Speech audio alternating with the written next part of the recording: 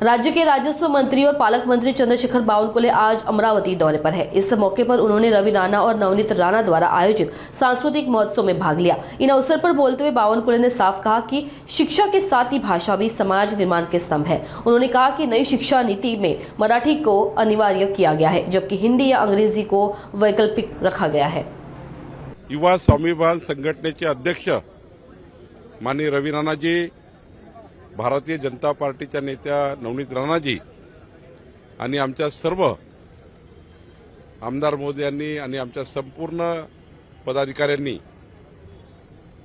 अमरावतीमध्ये पालकमंत्री सांस्कृतिक महोत्सव या ठिकाणी आयोजित केलेला आहे।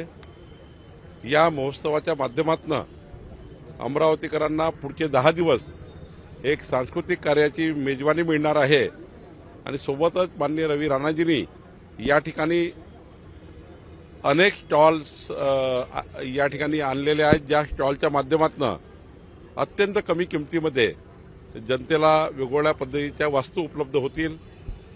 या ठिकाणी काही हँडीक्राफ्ट आहेत, काही या ठिकाणी मोठ्या प्रमाणावर जनौषधी आहेत, अनेक स्टॉल आहेत, बचत गटाचे स्टॉल आहेत, स्वतः त्या ठिकाणी महिलांनी तयार केलेले छोटे छोटे लघु उद्योगाचे स्टॉल आहे।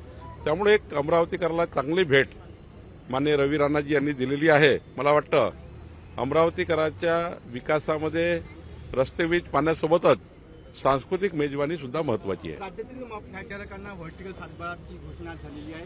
किती लोकांना फायदा मिळणार आणि कसा असणार हा सातबारा? या राज्यामध्ये महसूल विभाग एक कायदा आणण्याचा विचार करत आहे, कायद्यात दुरुस्ती करण्याचा विचार करत आहे। आमचे मुख्यमंत्री देवेंद्र फडणवीसजी यांनी निवडणुकीच्या काळात जो एक संकल्प केला होता, जे संकल्पपत्र आम्ही दिलं होतं आमच्या सरकारचं, त्यामध्ये हाही विचार आम्ही केला होता की महाराष्ट्राच्या प्रत्येक व्यक्तीला त्यांच्या घराचं स्वामित्व मिळालं पाहिजे। आणि माननीय प्रधानमंत्री मोदीजींनी या देशामध्ये गावठाणाकरता स्वामित्व योजना आणली, शहराकरता नक्षा नावाच्या माध्यमातून आम्ही प्रत्येक घराला स्वामित्व देतो आहे, प्रॉपर्टी कार्ड देतो आहे। पण राज्यामध्ये आम्ही आता विचार करतो आहे की एका प्लॉटवर समजा एक 100 घरं 50 घरं ज्या बिल्डिंग झाल्या आहेत, फ्लॅट धारक लोक राहतात, त्या प्रत्येक फ्लॅट धारकाला प्रॉपर्टी कार्ड मिळालं पाहिजे। असं कुठलाही फ्लॅट धारक नको की ज्याला प्रॉपर्टी कार्ड नाही आहे, त्याचा एक सातबारा असला पाहिजे, एक प्रॉपर्टी कार्ड असलं पाहिजे। त्यामुळं या प्रॉपर्टी कार्डमुळं आपल्याला मोठ्या प्रमाणावर लोकांना त्यांचं स्वामित्व देता येईल। रजिस्ट्री म्हणजे स्वामित्व नसतं, रजिस्ट्री म्हणजे देवाणघेवाण असतं। पण आपली जे रजिस्ट्री होतं त्याच्या आधारावर तुम्हाला प्रॉपर्टी कार्ड तयार करून देणे महत्त्वाचं आहे। त्यामुळं जेवढ्या व्हर्टिकल बिल्डिंग तयार झाल्या, खाली सातबारा दुसऱ्याच्या नावानं आहे जमिनीचा, आणि बिल्डिंग तयार झाला मात्र खालचा सातबारा त्या मूळ मालकाच्या नावानं राहतो, आणि इमारतीमधले घरं किंवा इमारतीमधले फ्लॅट हे फ्लॅटधारकाच्या नावाने राहतात। त्यामुळं 100% व्हर्टिकल इमारती आणि त्या इमारतीत राहणारा प्रत्येक फ्लॅटधारक याला स्वामित्व देण्याची योजना महाराष्ट्राचं सरकार, देवेंद्र फडणवीसचं सरकार करता आहे। याकरता आम्ही काम सुरू केलं आहे। शालेय अभ्यासक्रमातील हिंदीच्या विषयाला विरोध करण्यासाठी उद्धव ठाकरे आणि मनसे मोर्चा काढण्यात, त्यासाठी आता शरद पवार यांनी सुद्धा त्याला पाठिंबा दिला आहे। मला असं वाटतं की मोर्चा काढण्यापूर्वी हा विचार केला पाहिजे। मोर्चा काढण्याचा अधिकार प्रत्येकाला आहे, राजसाहेबालाही आहे, उद्धवजीला आहे, प्रत्येकाला आहे।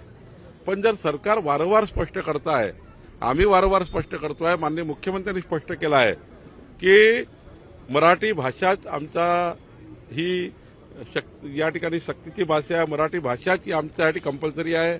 मराठी भाषेमध्येच आम्ही त्या ठिकाणी प्रत्येक म्हणजे उच्च न्यायालयाच्या निकालापासून प्रत्येक ठिकाणी या ठिकाणी मराठी भाषेचाच त्या ठिकाणी आम्ही या ठिकाणी कंपल्सरी केला आहे। आणि मग माननीय प्रधानमंत्री मोदीजींनी मराठी भाषेला अभिजित दर्जा दिला आहे।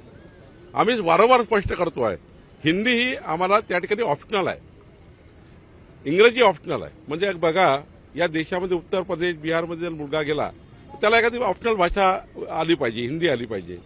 त्या ठिकाणी देशात विदेशात कुणी गेलं तर इंग्रजी भाषा ऑप्शनल आली पाहिजे। म्हणजे 3 भाषा तरी आपल्या मुलांना पहिल्यापासून आपण शिकलेलो